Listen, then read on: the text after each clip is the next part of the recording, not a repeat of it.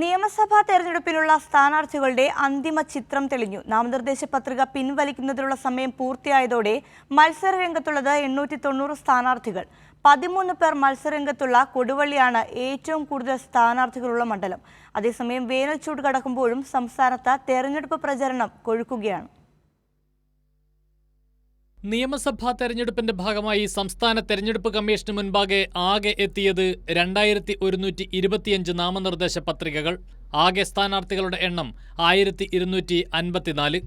നാമനിർദ്ദേശ പത്രികകളുടെ സൂക്ഷ്മ പരിശോധന പൂർത്തിയായതോടെ സ്ഥാനാർത്ഥികളുടെ എണ്ണം 985 കുറഞ്ഞു.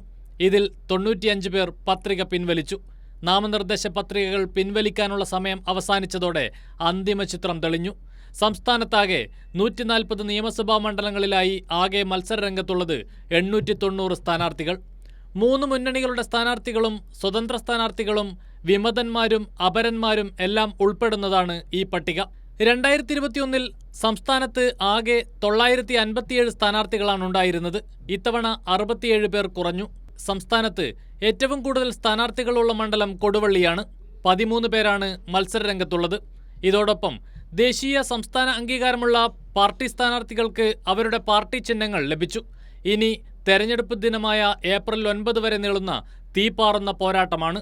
വേനൽ ചൂട് കടുക്കുന്നതിനൊപ്പം തെരഞ്ഞെടുപ്പ് പ്രചരണവും കൊഴുക്കുകയാണ്. കൈരളി ന്യൂസ്, തിരുവനന്തപുരം.